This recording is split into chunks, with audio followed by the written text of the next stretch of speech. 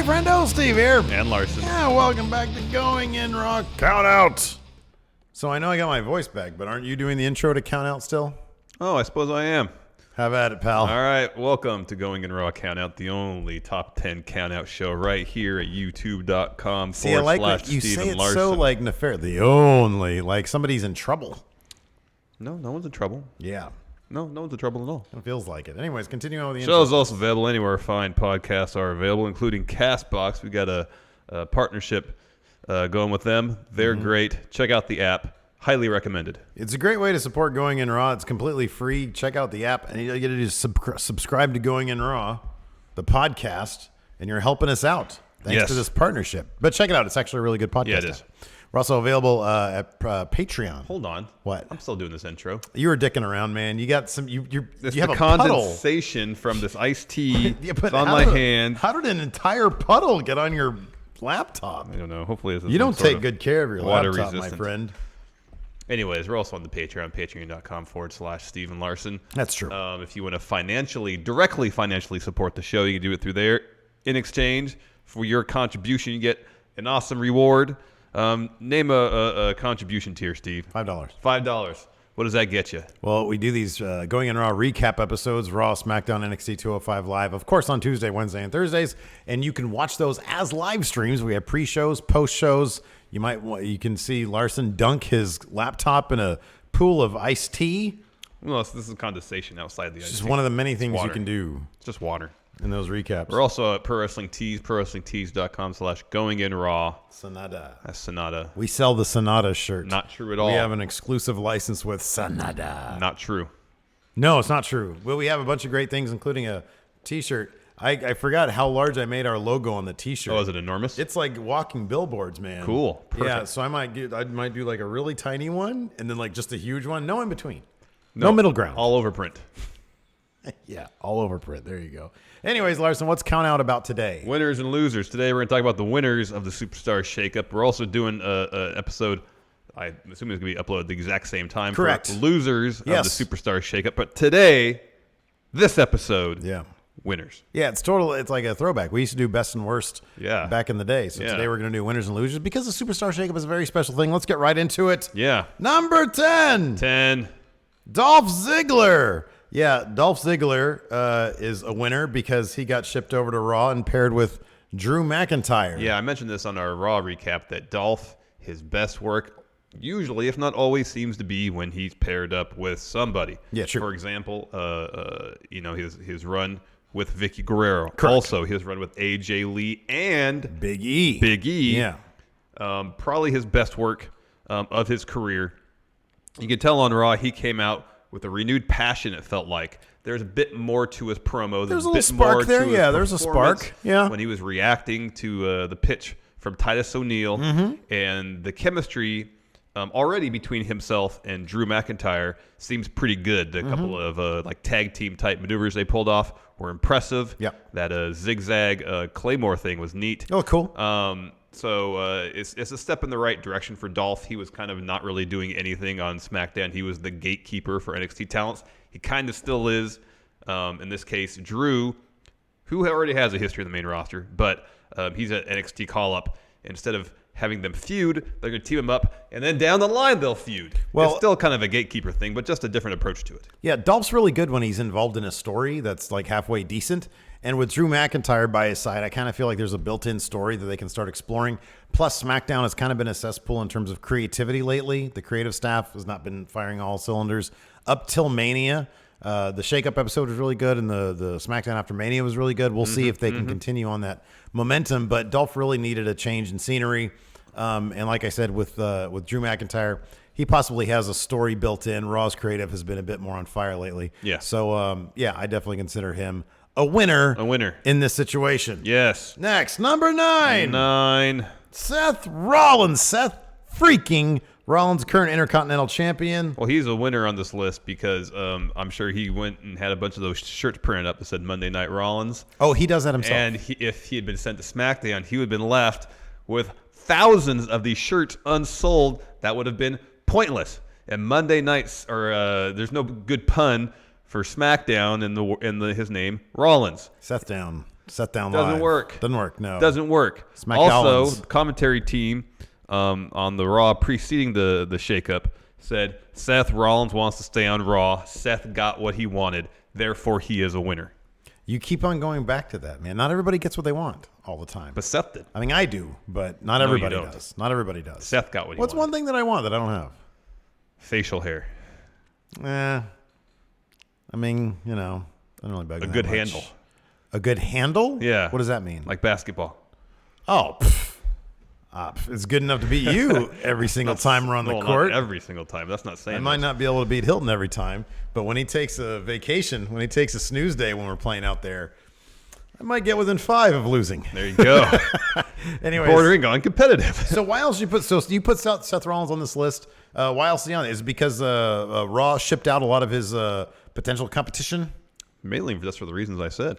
Oh, just because he wanted to stay on Yeah, Raw, and he got what he wanted. Therefore, he's a winner. instead of a trunk full of T-shirts, that are unsellable. Yeah. He gets to sell them now out of the trunk of his car. And he gets to say where he wanted. He's happy. He's a winner. That's the ideal place to sell merchandise out of the trunk of a car. Maybe we should start doing that. We do meetups. It's a good idea. Oh, that's a great idea. That's an awesome idea. Unfortunately, we never do them in parking lots.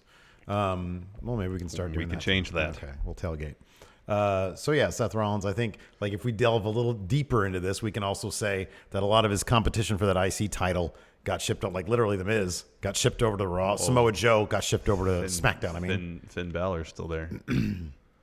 yeah, that's true. Yeah, And that's there's true. still other competition for Yeah. him. And like Baron Corbin showed up. That's new competition. So is he on a loser list or winner No, list? he's a winner because he got what he wanted. Oh my God. Okay, next number 8. 8. The Club. The Club. Gallows and Anderson.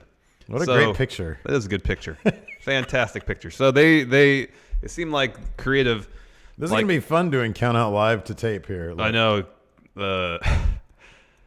Raw was onto something when they finally paired up or grouped up Gallows and Anderson with Finn Balor. We thought this was Balor Club for real. I thought it was a new era, Bullet man. Club Redux. Yeah, no kidding. And instead, like they on occasion joined Finn when he walked down to the ring, threw up a couple 2 sweets and then left.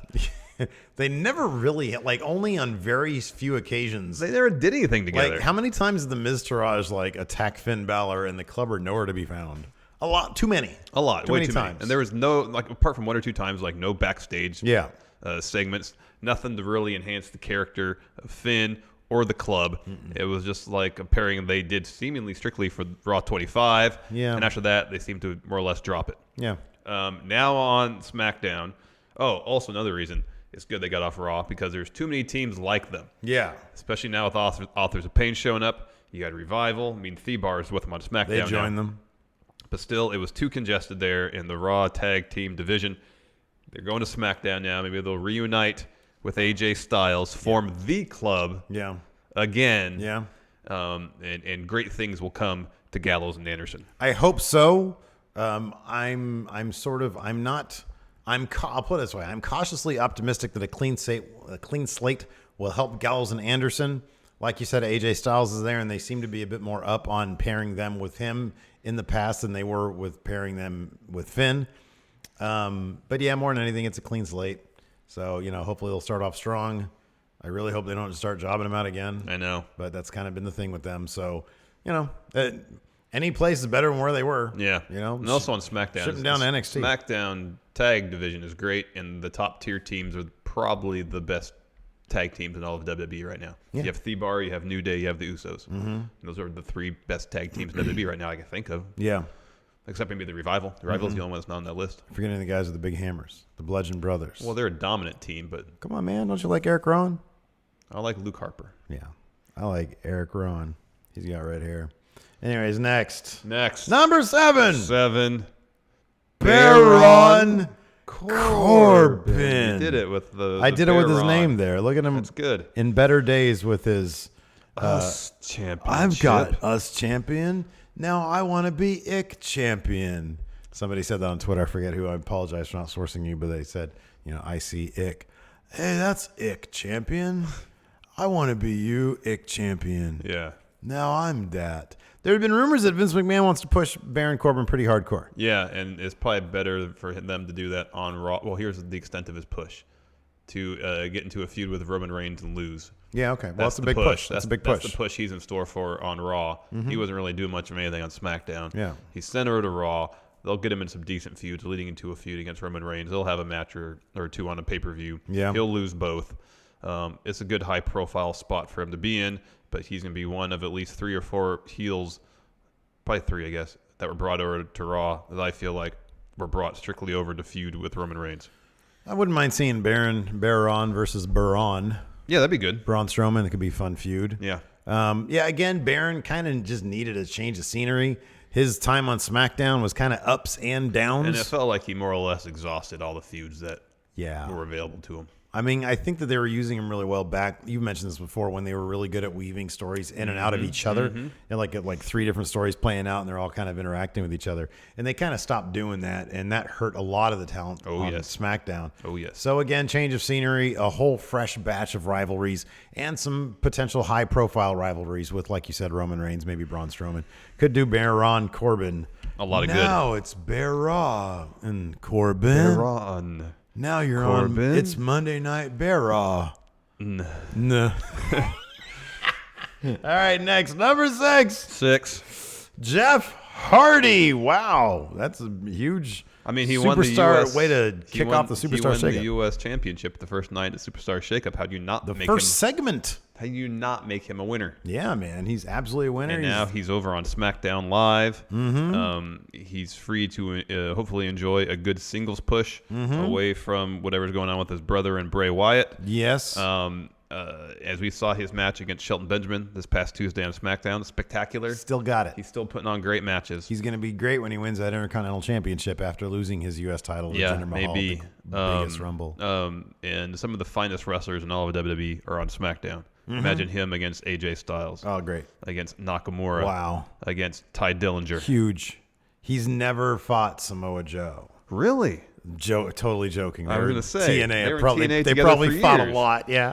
Yeah, I'm sure they've had several matches. Yeah, no, that's going to be good though. They should really bring back Sting and have him fight Jeff Hardy. It's a great idea because they put on some epic matches back in the day. Anyways, yeah, no, Jeff Hardy. This is great for him. Yes. Yeah, like you said, all sorts of dream matches. He's already the United States champion. Looks like they're going to be pushing him pretty hard. I mean, look, here's the thing about one of the great things about SmackDown is that WWE title, granted, I understand it's been around AJ's waist for quite some time now, but it's never felt protected. There's been any number of opportunities they could have pulled the trigger on getting that title off him, and they haven't. But every time it's been like, oh, yeah, it's going to happen. Oh, yeah, it's going to happen. We've been saying that since Nakamura's first match against Mahal. Yeah. That it seems like, okay, now's the time for him to do a title switch. And then the one time they did it, we weren't expecting it. Yeah. When AJ got the title off him. Yeah. So, Jeff Hardy, the sky is the limit. Vince McMahon, we've always heard is high on Jeff Hardy. So, that's kind of all that matters in this business. Yep. Anyways, moving on. Number 5.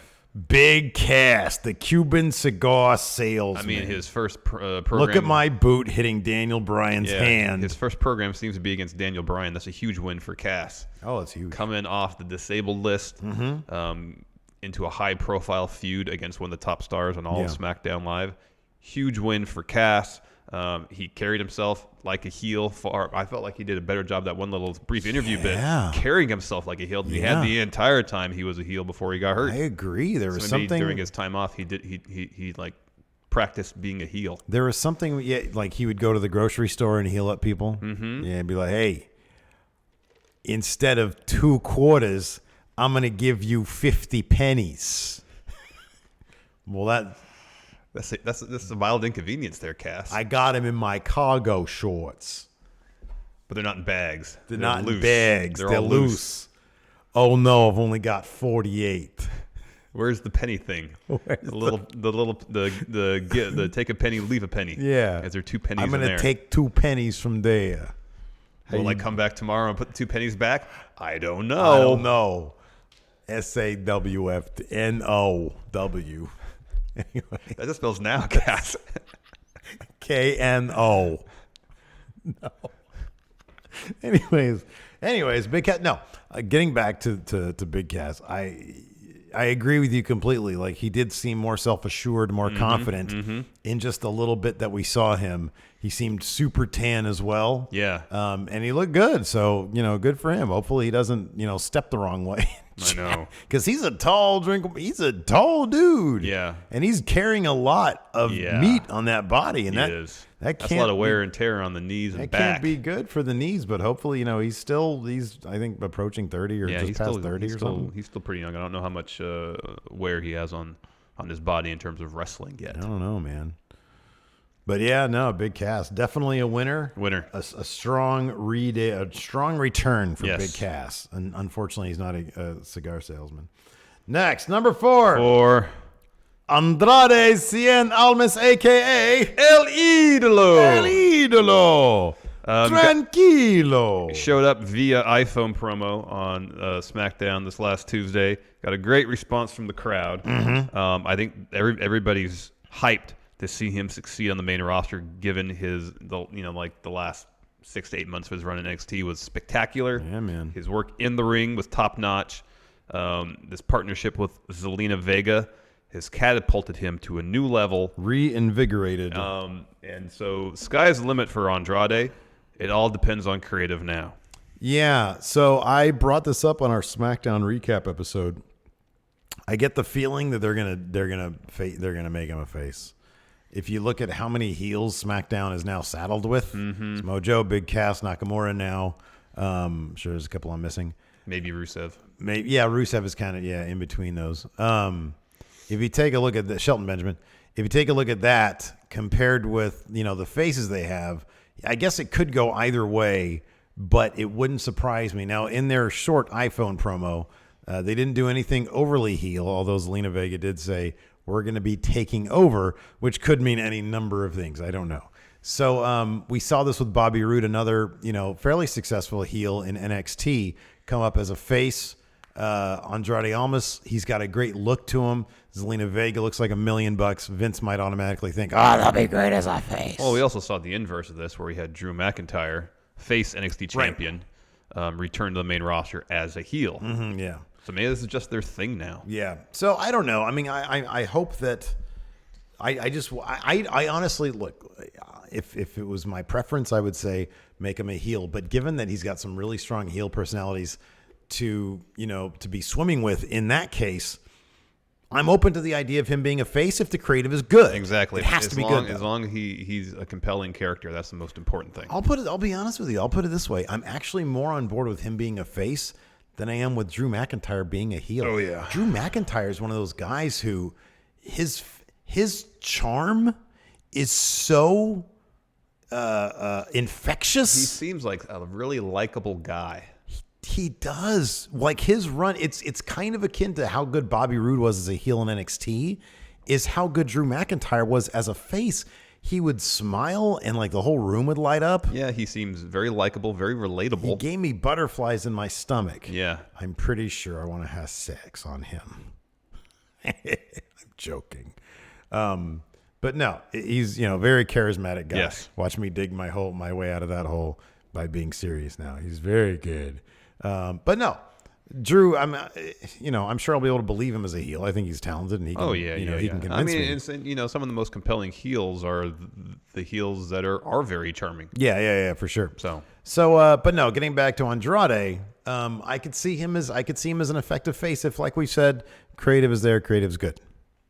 That's the key. That's the key. Moving on, number 3, Asuka. So she came to SmackDown, made the save on to help Charlotte and Becky Lynch when they're getting attacked by the Iconics and Carmella. A strong trio of dominant faces there on SmackDown. Yes, Live. I think it's a great move bringing Asuka over for 2 reasons. One, she'll eventually get her win over Charlotte. That'll happen. Yeah.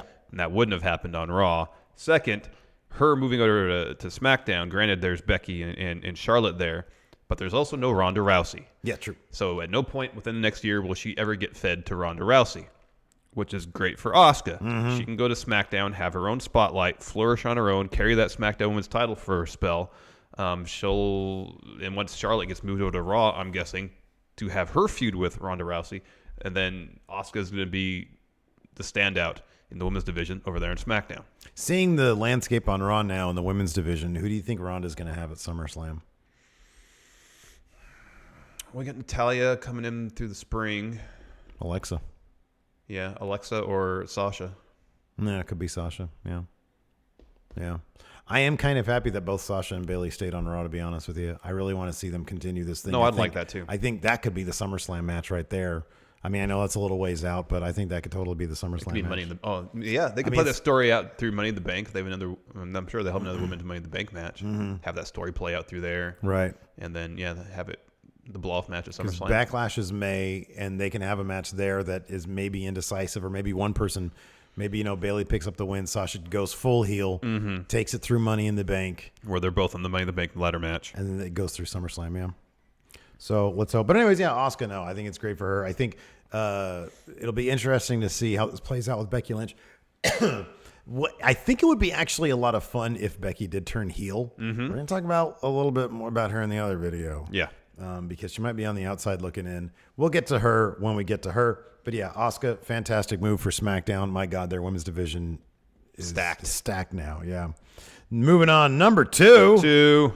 Daniel Bryan. Clap, clap, clap, clap. I mean, look at him just staring at the joint that he's manipulating. That's joint manipulation right there. That's what it is. I mean, he wasn't an official addition via Superstar Shakeup. You might as well consider him one. He rejoined the active roster right before WrestleMania. He is a huge addition to SmackDown Live. I mean, he got cleared to wrestle. He's a winner. Yeah. And the fact that Samoa Joe got brought in. Well, that's kind of like one of my... The Miz got brought in. Okay, so that's my thing about his placement on this list, is the Superstar Shakeup fed him at least two fantastic names, and really 3, if you want to consider Shinsuke's heel turn part of the Mania / Shakeup landscape.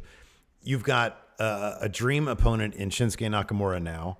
You've got Samoa Joe, who they have a history, and you've got The Miz. Oh, and of course, obviously The Miz, which is like, everybody's... Yeah, the feud, everybody is... The for feud years is going to be the now. feud of the summer. Exactly, yeah. So that's going to be fantastic. So by virtue of people coming over, of them basically setting up SmackDown so that it can be... I mean, the fact that AJ and Daniel Bryan... This is the SmackDown that we always kind of wanted. We always wanted to be the wrestling show. They shipped out... kind of shaping up to be that now. They shipped out... So Baron's not a terrible wrestler, but he can't really keep up with AJ or Daniel Bryan. Jinder's not a very good wrestler, but he's a great personality. Yeah. I like his character. Yeah. They belong on Raw. Yeah. If SmackDown is going to be the wrestling show, and then I mentioned this also before, you've got Cesaro also in there, and granted he's in a tag team, but they could easily... I could totally see a singles match between him and Daniel Bryan if Thebar, they were no strangers to dealing with singles opponents. So you can have Thebar and a Daniel Bryan, AJ Styles tag team feud a little bit, a grudge match, if you will. You get Cesaro against Daniel Bryan, another dream matchup that everybody wants to see. Yeah. So he has been fed a lot of just amazing. It makes me wonder if there's been, and it's probably not, a shift in philosophy to make SmackDown the wrestling show, to make SmackDown. I always go back to that AJ Styles Finn Balor match that everybody really nutted over, far over what we were going to get with Sister Abigail versus Pumpkin Balor. Yeah. And it makes me wonder if, and after that, they had Finn go with the club for a little while. It makes me wonder if there was a change in philosophy. Hey, let's put all the people that the internet nerds like us will really, really appreciate. Let's see if we can elevate SmackDown on that level, and then it'll be its own thing. And especially in advance of the possible channel change that might be coming up if they get a new TV deal. With Fox especially. Yeah, exactly. So yeah, that leaves us with the number one winner in the 2018 Superstar Shakeup. Oh, shit. There's no picture there, Steve. There's no picture there. Here's the picture. There he is. AJ Styles. SmackDown Live is the winner of the Superstar Draft. It's his house was won. Yes. We spoke a bit during the Daniel Bryan almost segment. Got all 10 perfect. Yes. Almost. Almost. It's still a work in progress. 90%'s not bad. That's pretty good. That's an A. Yeah, man. SmackDown Live, I mentioned this earlier, SmackDown Live's tag team division especially got a massive, massive, massive infusion of talent, which it desperately needed. Yep. It was a 3-team division. Yep. And now it's legitimately a 5-team division. Yeah. Make sure my math was right. Yeah. Okay. Yeah. And any one of those 5 teams is a legitimate title contender at any time, which is a huge improvement over what it was. The addition of Asuka to the women's division, massive. Yeah. And it's great because Asuka only had a couple months on Raw, and they established her as the force to reckon with. Made huge news, or it was a big deal when her streak was broken. Now that's out of the way. But you know what? I really like that. I really liked Carmella's reaction when Asuka came out on Tuesday, because she basically crapped her pants. Yeah, exactly. Yeah. Despite one loss, Asuka still generates that reaction. Exactly. Which is great. Yeah. So one thing it's a minor complaint about SmackDown's women's division is that it seemed to lack star power, whereas Raw was flush with it for so long. Now it's more balanced. You have Becky, Charlotte, Asuka anchoring the women's division over there on SmackDown with a lot of star power. But on Raw, you're not lacking it either. You got Alexa, you got Sasha, you got Bayley, and you got Ronda Rousey. Yep. Men's division, you had Samoa Joe.